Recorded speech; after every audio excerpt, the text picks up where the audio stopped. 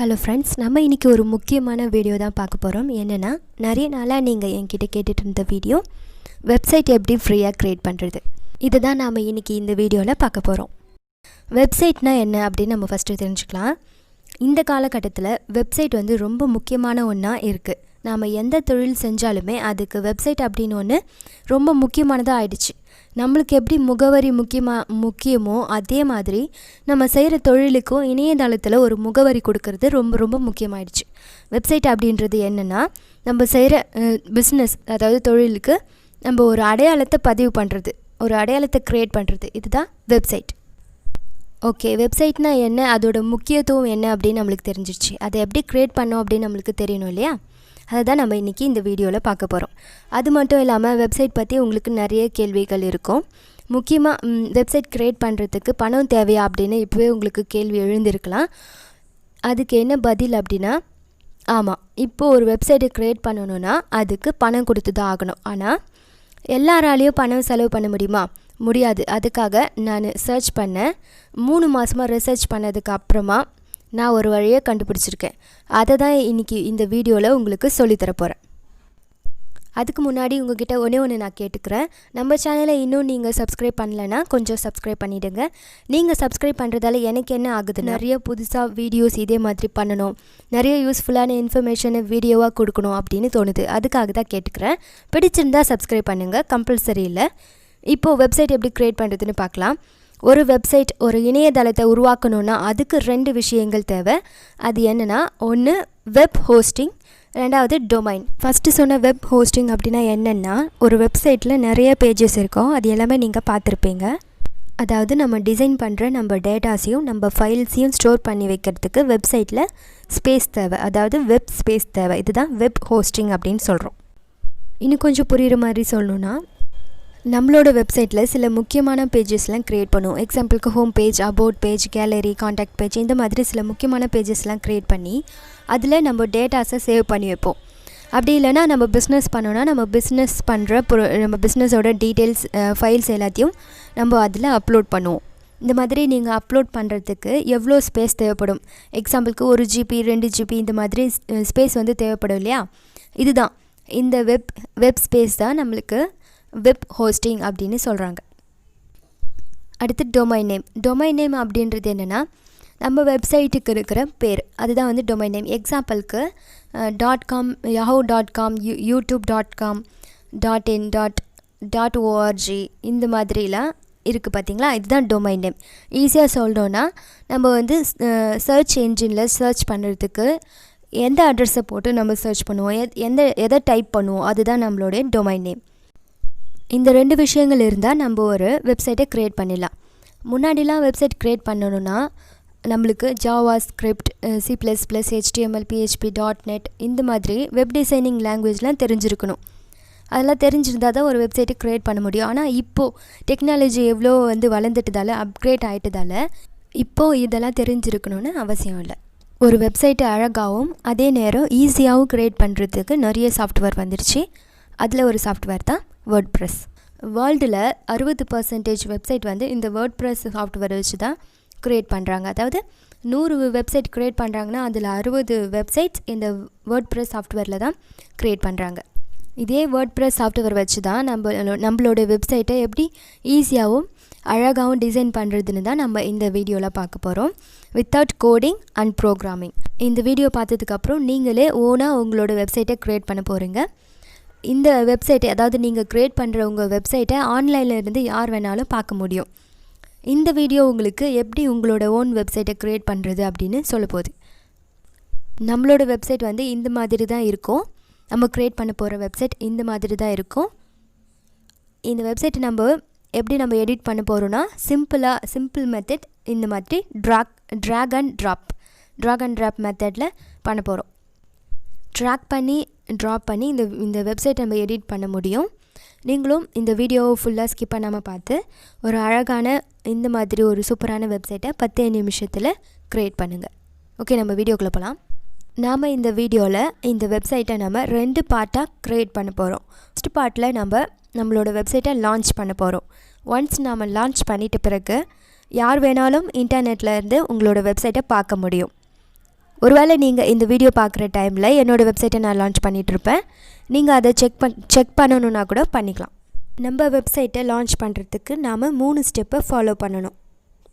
First step என்னென்னா, profreehostல நம்ம ஒரு அக்கௌண்ட்டை க்ரியேட் பண்ணணும். profreehost அப்படின்னா என்னென்னா, நம்ம ஏற்கனவே ஹோஸ்டிங் பற்றி பார்த்துட்டோம். இந்த profreehost அப்படின்றது நம்மளுடைய வெப்சைட்டை ஃப்ரீயாக க்ரியேட் பண்ணுறதுக்காக நம்ம இதை யூஸ் பண்ணிக்க போகிறோம். இப்போது profreehostல ஒரு அக்கௌண்ட்டை க்ரியேட் பண்ணிக்கலாம். இங்கே ரெஜிஸ்டர் நவ் அப்படின்றத கொடுத்து ஒரு இமெயில் அட்ரஸ் பாஸ்வேர்ட் கொடுத்து இங்கே டிக் பண்ணிக்கோங்க. இங்கே கொடுக்குற இமெயில் அட்ரஸ்க்கு ஒரு வெரிஃபிகேஷன் மெயில் வரும். அதை நீங்கள் ஆக்டிவேட் பண்ணதுக்கப்புறம் இந்த பேஜ்க்கு நம்ம வந்துடும். இப்போ நாம் profreehostல சக்ஸஸ்ஃபுல்லாக ஒரு அக்கௌண்ட்டை க்ரியேட் பண்ணிட்டோம். அடுத்து நம்ம ஸ்டெப் 2க்கு போனோம். அதில் என்னென்னா, நம்ம இப்போது ஒரு ஃப்ரீ டொமைனை க்ரியேட் பண்ண போகிறோம். டொமைன்னா நம்ம ஏற்கனவே பார்த்துட்டோம் இல்லையா? இருந்தாலும் நான் இப்போ மறுபடியும் திரும்ப சொல்கிறேன். டொமைன் அப்படின்றது நம்ம வெப்சைட்டோட ஒரு நேம். சர்ச் பாரில் நம்ம என்ன டைப் பண்ணால் அந்த வெப்சைட் ஓப்பன் ஆகுமோ, அந்த வெப்சைட்டுக்கு போவோமோ, அதுதான் டொமைன். எக்ஸாம்பிளுக்கு யூடியூப் போகணுன்னா நம்ம youtube.com அப்படின்னு சர்ச் பண்ணுவோம் இல்லையா? அப்போது அதுதான் youtube.com அப்படின்றது தான் டொமைன் நேம். அதை தான் நம்ம க்ரியேட் பண்ண போகிறோம். அதுவும் ஃப்ரீயாக க்ரியேட் பண்ண போகிறோம். இங்கே க்ரியேட் நியூ அப்படின்றத கொடுத்துட்டு பிறகு இங்கே உங்கள் வெப்சைட்டுக்கு என்ன பேர் வைக்க போகிறீங்களோ அதை இங்கே என்ட்ரு பண்ணுங்கள். அந்த பேர் அவைலபிளாக இருந்தால் க்ரீன் கலரில் காட்டும் அவைலபிள்னு. அப்படி அவைலபிளாக இல்லைன்னா ரெட் கலரில் நாட் அவைலபிள்னு காட்டும். நான் நம்மளோட ஸ்டைல் தமிழ்டெக் அப்படின்னு நம்ம சேனலோட நேமே கொடுக்குறேன். இந்த நேம் அவைலபிளாக இருக்கிறத இப்போ நம்ம பார்க்குறோம். இந்த நேம் தான் நம்மளோட வெப்சைட்டோட அட்ரஸ். இந்த அட்ரஸை என்ட்ரு பண்ணி தான் நம்மளோட விசிட்டர்ஸ் நம்மளோட வெப்சைட்டை விசிட் பண்ண முடியும். இதுக்கு கீழே நம்மளோட டொமைன் பார்ட்டை சேஞ்ச் பண்ணணும், மாற்றணும்னு நினச்சிங்கன்னா 2 ஆப்ஷன் இருக்குது. அதை நீங்கள் எதில் வேணுமோ அதை நீங்கள் சேஞ்ச் பண்ணிக்கலாம். அடுத்து இங்கே டிக் பட்டனை கிளிக் பண்ண உடனே நம்மளுடைய ஃப்ரீ டொமைன் நம்மளுக்கு கிடச்சிருச்சு. அங்கே நான் ஏற்கனவே ஒன்று சாம்பிளுக்கு பண்ணி பார்த்ததால 2 ஆப்ஷன் இருக்குது. இப்போது இதுதான் நம்மளோட ஃப்ரீ டொமைன். இப்போது ஃப்ரீ டொமைன் நம்மளுக்கு கிடைச்ச உடனே நம்ம 3வது ஸ்டெப்புக்கு போகணும். 3வது ஸ்டெப்பில் நம்ம WordPressஸை இன்ஸ்டால் பண்ணணும். WordPress அப்படின்றது நான் ஏற்கனவே சொன்ன மாதிரி கோடிங் அண்ட் ப்ரோக்ராமிங் இல்லாமல் நம்மளோட வெப்சைட்டை அழகாகவும் ஈஸியாகவும் க்ரியேட் பண்ணுறதுக்கு நம்ம யூஸ் பண்ண போகிற ஒரு சாஃப்ட்வேர். ஒன்ஸ் நம்ம வெப்சைட்டில் WordPressஸை இன்ஸ்டால் பண்ண உடனே நம்மளோட வெப்சைட் இன்டர்நெட்டில் லைவில் வந்துடும். WordPressஸை இன்ஸ்டால் பண்ணுறதுக்கு நாம் இந்த பேஜில் இருக்கிற மேனேஜ் அப்படின்ற பட்டனை கிளிக் பண்ணணும். நெக்ஸ்ட்டு பேஜில் இங்கே கண்ட்ரோல் பேனல் அப்படின்றத கிளிக் பண்ணணும். அடுத்து நாம் இந்த பேஜுக்கு வரும். இந்த பேஜில் நீங்கள் கீழே ஸ்க்ரோல் பண்ணிங்கன்னா சாஃப்ட்வேர் அப்படின்னு இருக்கும். அதில் நீங்கள் ஆப்ஸ் இன்ஸ்டாலரை கிளிக் பண்ணணும். இந்த பேஜில் நம்மளோட WordPress சாஃப்ட்வேர் இருக்கும். இதை கிளிக் பண்ணி நம்ம இன்ஸ்டால் பண்ணிக்கலாம். இன்ஸ்டால் கொடுத்ததும் இந்த பேஜ் நம்மளுக்கு ஓப்பன் ஆகும். இதில் நம்மளோட வெப்சைட்டோட டைட்டில் டிஸ்கிரிப்ஷன் கொடுத்துட்டு நம்ம வெப்சைட்டோட யூசர் நேம் பாஸ்வேர்ட் கொடுத்து கீழே இன்ஸ்டால் அப்படின்றத கொடுக்கணும். இங்கே இன்ஸ்டால் கொடுத்தோன்னே 2-3 செகண்டில் இன்ஸ்டால் ஆகிட்டு இந்த பேஜ் நம்மளுக்கு ஓப்பன் ஆகும். இந்த பேஜில் நம்மளோட WordPress சாஃப்ட்வேர் சக்ஸஸ்ஃபுல்லாக இன்ஸ்டால் ஆகிடுச்சு அப்படின்னு இருக்கும். இப்போ நம்மளுக்கு இங்கே 2 லிங்க் கிடச்சிருக்கும். இந்த லிங்க்கை வச்சு நம்மளோட வெப்சைட் இப்போது இந்த டைமில் இன்டர்நெட்டில் லைவில் வந்துடுச்சு அப்படின்னு நம்ம தெரிஞ்சுக்கலாம். நம்ம இப்போது இந்த லிங்க்கை கிளிக் பண்ணி இதை நம்ம செக் பண்ணிக்கலாம். இங்கே கீழே இருக்கிற லிங்க் எதுனா நம்மளோட வெப்சைட்டை லாகின் பண்ணுறதுக்காக நம்மளுக்கு கொடுத்துருக்குற ஒரு லிங்க். இந்த லிங்க்கை கிளிக் பண்ண உடனே நம்ம க்ரியேட் பண்ண பிராண்டோட நேமில் ஒரு சைட் ஓப்பன் ஆகுது. இப்போ நாம் சக்ஸஸ்ஃபுல்லாக நம்ம பிராண்டுக்கான ஒரு வெப்சைட்டை க்ரியேட் பண்ணிட்டோம். அதுதான் நாம் இப்போ பார்க்குறோம். இதோட இந்த டுட்டோரியலோட ஃபஸ்ட் பார்ட் முடியுது. அடுத்து நாம் செகண்ட் பார்ட்டுக்கு போகலாம். இந்த டுட்டோரியலோட ஃபஸ்ட் பார்ட்டில் நம்மளோட வெப்சைட்டை க்ரியேட் பண்ணோம். ஆனால் அது டிஃபால்ட் டிசைனில் தான் இருக்குது. இப்போ நம்ம பார்ட் 2க்கு வந்திருக்கோம். இப்போது நம்மளோட வெப்சைட்டை டிஃபால்ட் டிசைனில் இருந்து நம்மளுக்கு பிடிச்ச டிசைனுக்கு மாற்ற போகிறோம். அதாவது நம்மளோட வெப்சைட்டை பில்ட் பண்ண போகிறோம். அதுதான் இப்போ பார்ட் 2ல் நம்ம பார்க்க போகிறது. இந்த மாதிரி பண்ணுறதுக்கு நாம் இப்போ 3 ஸ்டெப்பை ஃபாலோ பண்ணணும். ஃபஸ்ட்டு ஸ்டெப் என்னென்னா, நம்ம வெப்சைட்டை லாகின் பண்ணணும். லாகின் பண்ணுறதுக்கு நம்ம இந்த லிங்க்லேயே ஸ்லாஷ் போட்டு WI-admin போட்டு லாகின் பண்ணலாம். அப்படி இல்லைன்னா நம்மளுக்கு ஏற்கனவே கிடைச்ச லிங்க்குக்கு கீழே இருக்கிற லிங்க்கை கிளிக் பண்ணியும் நம்ம வெப்சைட்குள்ளே லாகின் பண்ணிக்கலாம். இப்போ இந்த லிங்க்கை கிளிக் பண்ணி வெப்சைட்குள்ளே லாகின் பண்ணிக்கிறேன்.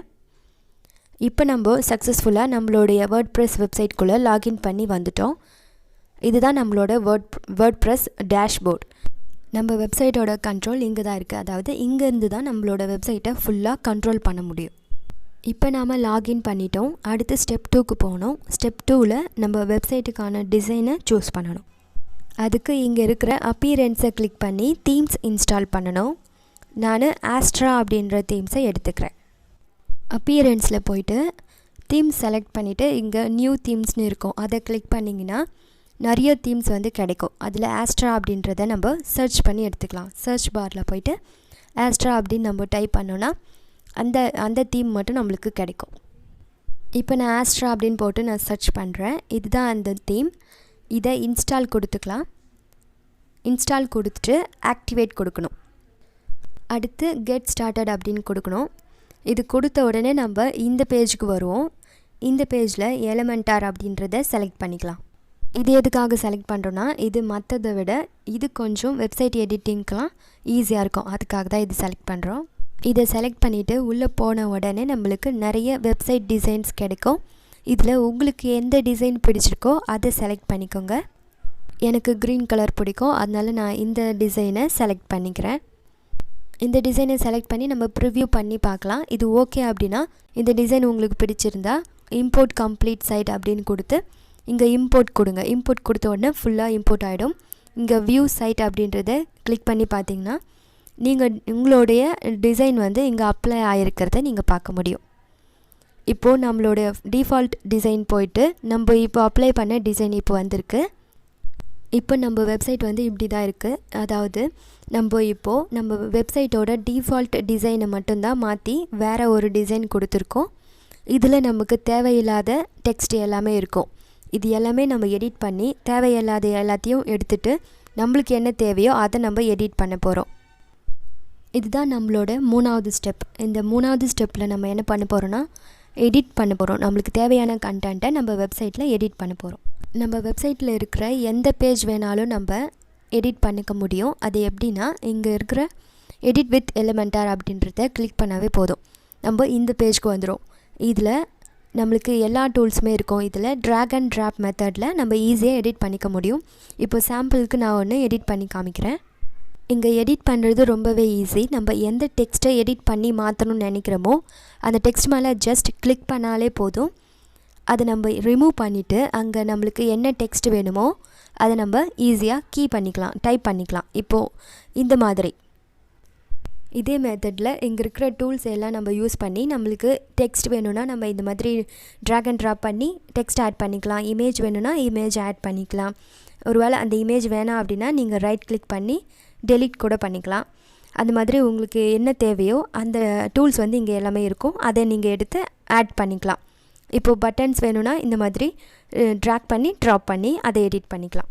இந்த பட்டன் அப்படின்றதில் நம்மளுக்கு தேவையான லிங்க்கு கூட நம்ம அட்டாச் பண்ணிக்கலாம். இப்போ நான் போன வீடியோவில் சொல்லி கொடுத்த மாதிரி ஆட்டோமேட்டிக்காக சப்ஸ்கிரைப் பண்ணுற லிங்க்கை இதில் நான் அட்டாச் பண்ணிக்கிறேன். இப்போது இந்த நம்மளோட வெப்சைட்டை பார்க்குறவங்க இந்த லிங்க்கை கிளிக் பண்ணி இந்த வெப்சைட் மூலிமா நம்மளோட சேனலை சப்ஸ்கிரைப் பண்ணுவாங்க. அதனால தான் நீங்கள் இந்த எடிட் பேஜில் எல்லா சேஞ்சஸும் பண்ணிவிட்டு இங்கே இருக்கிற க்ரீன் கலர் அப்டேட் அப்படின்ற பட்டனை கிளிக் பண்ணணும். அப்போ தான் நம்மளது எல்லாமே சேவ் ஆகும். இப்போ உங்களோட வெப்சைட்டுக்கு வந்து ரிஃப்ரெஷ் பண்ணி பாருங்கள். இப்போ நீங்கள் பண்ண சேஞ்சஸ்லாம் இங்கே அப்ளை ஆகிட்ருக்கோம். இதே மாதிரி உங்களோட வெப்சைட்டை உங்களுக்கு பிடிச்ச மாதிரி டிசைன் பண்ணிக்கலாம். இப்போது இங்கே கிளிக் பண்ணி உங்களோட ஃபைல்ஸை உங்களோட வெப்சைட்டில் இம்போர்ட் பண்ணிக்கலாம். இப்போ இங்கே கிளிக் பண்ணி உங்களோட இம்போர்ட் ஃபைல்ஸ் அப்படின்னு கொடுத்திங்கன்னா உங்களோட சிஸ்டம்லேருந்து எந்த ஃபைல்ஸ் வேணாலும் உங்களோட வெப்சைட்டுக்கு இம்போர்ட் பண்ணிக்கலாம். அதே மாதிரி உங்களோட வெப்சைட்டில் ஹெட்டர் ஃபுட்டர் நீங்கள் சேஞ்ச் பண்ணணும், எடிட் பண்ணணும்னு நினச்சிங்கன்னா நீங்கள் இங்கே இருக்கிற கஸ்டமைஸ் அப்படின்றத கிளிக் பண்ணணும். கஸ்டமைஸை கிளிக் பண்ண உடனே உங்களுக்கு இந்த பேஜ் ஓப்பன் ஆகும். இதில் நீங்கள் உங்களோட லோகோ சேஞ்ச் பண்ணிக்கலாம். இதில் இருக்கிற லோகோவை மாற்றிட்டு உங்களோட லோகோ அவுட் பண்ணிக்கலாம். அந்த மாதிரி உங்களோட ஹெட்டரை நீங்கள் எது மாதிரி வேணாலும் சேஞ்ச் பண்ணிக்கலாம். சேஞ்சஸ்லாம் பண்ணிவிட்டு இங்கே பப்ளிஷ் அப்படின்றத கொடுத்தா தான் நீங்கள் பண்ண சேஞ்சஸ்லாம் உங்களோட வெப்சைட்டில் சேவ் ஆகும். இப்போ நியூ பேஜ் ஆட் பண்ணணும்னா எடிட் பேஜில் போய்ட்டு நியூ அப்படின்றத கிளிக் பண்ணால் நம்ம நியூ பேஜை ஆட் பண்ணிக்கிறதுக்கு ஆப்ஷன் இருக்கும். இப்போ நியூ பேஜை ஆட் பண்ணிட்ட உடனே நம்மளுக்கு ஃபஸ்ட்டு வந்த மாதிரி எல்லா டூல் ஆப்ஷனும் வந்துடும். அதை கிளிக் பண்ணி நம்மளோட செலக்ட் பண்ணியிருக்கிற க்ரியேட் பண்ண நியூ பேஜுக்கு நம்ம டைட்டில் கொடுத்துக்கலாம், இமேஜஸ் ஆட் பண்ணிக்கலாம், ஹெட்டிங் எல்லாமே நம்ம அதை வச்சு கஸ்டமைஸ் பண்ணிக்கலாம். அந்த பேஜை ஃபுல்லாக எடிட் பண்ணிக்கலாம்.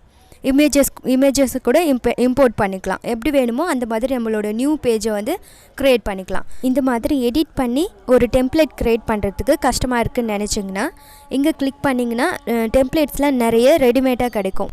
ரெடிமேட் டெம்ப்ளேட்ஸ் வந்து நிறைய வரும். அதில் உங்களுக்கு எந்த டெம்ப்ளேட் பிடிச்சிருக்கோ அதை நீங்கள் செலக்ட் பண்ணி இன்சர்ட் கொடுத்துக்கலாம். இதே மாதிரி நம்ம என்டையர் வெப்சைட்டை நம்மளுக்கு பிடிச்ச மாதிரி டிசைன் பண்ணணும். இப்போ நம்ம சேனலுக்காக நான் இந்த வெப்சைட்டை க்ரியேட் பண்ணிட்டேன். பட் இதை ஃபுல்லாக நான் இன்னும் டிசைன் பண்ணி முடிக்கல. வீடியோக்குன்னு பண்ணிட்டு இருந்ததால் நான் இதை இன்னும் ஃபுல்லாக டிசைன் பண்ணி முடிக்கல.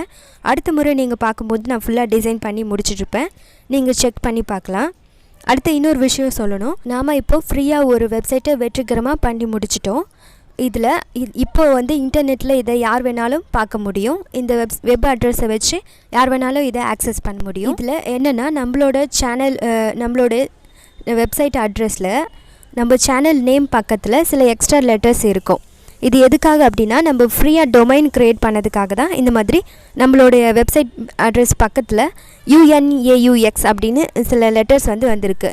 இந்த மாதிரி எனக்கு வேணாம். என்னோடய வெப்சைட்டோட நேம் மட்டும்தான் இருக்கணும். வேறு எந்த அன்வான்ட் டெக்ஸ்ட்டோ இருக்கக்கூடாதுன்னு நினச்சிங்கன்னா நீங்கள் டொமைனை பர்ச்சேஸ் பண்ணணும். அதுக்கு தான் நான் இங்கே godaddy.comக்கு போகிறேன். இங்கே போயிட்டு நம்மளுக்கு தேவையான டொமைனை சர்ச் பண்ணி பார்க்கலாம். இப்போ நம்ம போட்ட நேமில் டொமைன் அவைலபிளாக இருக்குதுன்னு சொல்லியிருக்காங்க. ஆனால் இதுக்கு நாம் இயர்லி 199 rupees பே பண்ணணும்னு சொல்லியிருக்காங்க. இதை ஆட் டு கார்ட் கொடுக்கலாம்.